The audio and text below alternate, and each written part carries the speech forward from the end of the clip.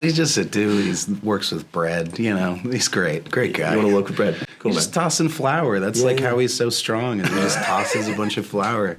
It's mystery. And mysteries have a way of driving people mad.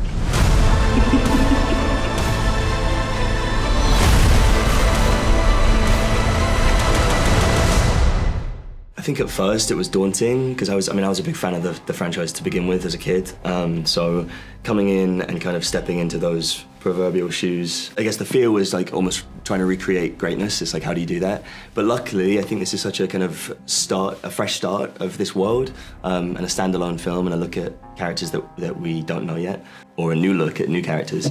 I think we got permission to kind of take our own run at it and make it our own thing. And I think fans hopefully are going to find that it almost feels like a whole different film on its own.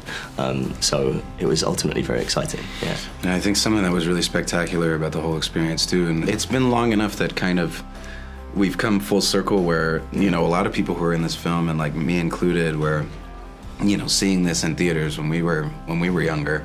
So to kind of come back into it and you know, be a part of this world is such an honor. When we finished the other ones in 2015, I think we thought that was kind of it. You know, Suzanne Collins, who wrote the books, had been working on the books and the movies for 10 years, and she certainly wanted to try and do some other things, and I think wanted to write some plays. And you know, she had no plans, but 4 years later, she surprised us and said she was almost done with the book. That then this idea of like us being able to sort of re-team and go back into the world of the Hunger Games was really exciting. We've been very lucky to have a very rich and enjoyable close collaboration between Frances, Suzanne, our screenwriters, and myself, and it's always been one of like the most rewarding experiences of my career. Of course, you know, I really was thrilled to hear from Suzanne that she had written another book. We didn't know that she had until about a month before we read it, that we get the heads up from Suzanne, like, I've got something for you to read. And it's both thrilling and also a little terrifying, because it would be really awkward if you didn't love it. Frances and I had like appointments because it was during COVID, and so we had like sittings where you would sit with the book for a day and then come back the next day to finish it. It was a good sign when I didn't want to leave, and I wanted to be able to take it with me, but of course I couldn't because there was like the one manuscript. And I was super surprised by some of the turns, which I also loved. You know, I love when a book sort of surprises you and you don't see it coming, and then trying to preserve the things that you love about that book in the movie. And I loved the bigger ideas that Suzanne was exploring, and it felt like a very different movie than the originals in the world, in that way that you feel connected to the others, but it also felt like it was really exploring new territory.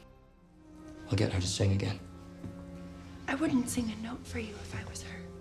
I wouldn't do anything at all, unless I could trust you. Lucy Gray and the Coveys come from a very specific part of, you know, what was once the United States, which is kind of the West Virginia, Appalachian Mountains, the sort of coal mining territory. And there's this very specific sound of music, especially from the 20s and 30s, that kind of came out of there, that are based on like ballads and stories and poems that, you know, were passed down through generations from Ireland, England, Scotland. There was this great country music documentary made by Ken Burns that I watched, and I kind of fell in love with that sound, and, you know, of like the Carter family and Mabel Carter, and even the big guitar that she plays was based on the kind of guitar that Mabel Carter would play. But we brought in a Nashville-based producer who's very familiar with this music too, and Suzanne had some conversations with him about her references for the songs that she wrote. I would have conversations with him about how I thought the songs should feel emotionally. He then wrote the sort of chord progressions and the melodies because he's very familiar with that genre. And then we brought Rachel in, and Rachel, you know, just like fell right in. She also got the tone and the feel of it all, and because she's also so amazing, she would sing live every day. So when whatever scene, there was no lip syncing, everything was done live. We got along like pretty instantly, right? We went and saw some movies while we were in Berlin, and like we had a bit of time where it was just me and you, and there wasn't really any other cast there. So we got time to like become friends pretty quick, which was, you know, without spoiling anything for the fans who are going to see it, obviously pretty brutal when we have to go through some stuff later on in the film. Oh, I loved it, though. I loved it. It was great. I don't know. Of course you did, you sicko. I know. Well, I think all the moments that I probably shouldn't have enjoyed, I'm like, I guess because I know that I'm making an emotional impact. So yeah. Like as an actor, you're just like, I want to make him cry. Yeah, you know. Yeah. That's something that I really loved about our relationship. I don't think that there's a moment that Sejanus has any doubt of his relationship with Coriolanus. I think that he has full trust and belief in Coriolanus, and I think that he believes in Corio's humanity and his potential to be, you know, a really, to his core, good person. I love part one in many respects because I love seeing how Snow and Lucy Gray, that they connect through performance. They both wear these masks. They both are acting in their lives in various ways. You know, he's passing himself off as still wealthy, still like an elite, you know, aristocrat. She's, you know, a performer and always donning a new mask. And so throughout, you end up wondering, well, are they performing for each other? And I think they wonder that about each other. And so I love seeing their meeting. I love seeing, you know, that first time that anybody hears her sing. There's a scene where we're in this big auditorium, and we're watching the games unfold at the very beginning, and something happens to Sejanus' tribute, and Josh loses it and like throws furniture and like has this full-on like Hulk moment. And I think that there were like 250 actors in background on that day, and all of us like audibly gasped when he pulled it out the bag. Like, it was awesome, and like the ground shook. It was one of those moments where you like, he killed it. That was pretty cool. That was cool. I'm now remembering that. Well, it's sweeter in hindsight because I remember on the day I had a really bad headache. I was in a terrible mood. Did you just use it? So it probably helped a lot. Yeah. For me, it's the third chapter, I think, is my favorite. I think it's very unique for this series of stories and movies, and I think people are so used to and almost conditioned to think that these stories are over at the end of the games. And so for me, that last chapter is my favorite. I've broken free of my laboratory today to examine you, the leaders of the next generation. I won't be around forever after all. I think if I had to play anyone that wasn't my character, it would probably have to be Hamish, just because I think he's the coolest character like in movie history in many ways. But I love Coriolanus. I think he's like such an intricate character.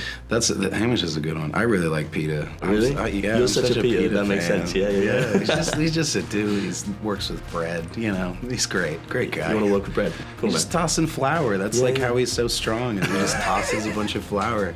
That's answered the It's Team awesome. Peeta or Team Girl question, Yeah. I guess. Yeah. I think we're probably both Team Peeta, I think. Yeah, I think so. If anything, yeah. There are so many characters who I love. What I love about Suzanne is that she really writes when she has an idea she wants to explore. I mean, she has amazing characters who are the embodiment of those ideas. But, you know, I've been very happy with just following her lead. And I think it's important for audiences that, you know, it's not a cynical play. She's not cranking out books just to make money, and we're not cranking out movies just to have more of them. And so if she has more stories to tell, I'm game. But if she doesn't, I also would be fine to just like try to do the best that we can do to honor her work and hopefully thrill fans and create new fans with them, but also to like let it sit and not overstay our welcome. I hear a lot of like fans wishing we could see the Hamish games or the Finnick games or something like that. But to me, without having the sort of relevant thematic like foundation, it would feel sort of superficial. That's why I always say I need Suzanne to get inspired and have to have something to say, and the stories are born out of that.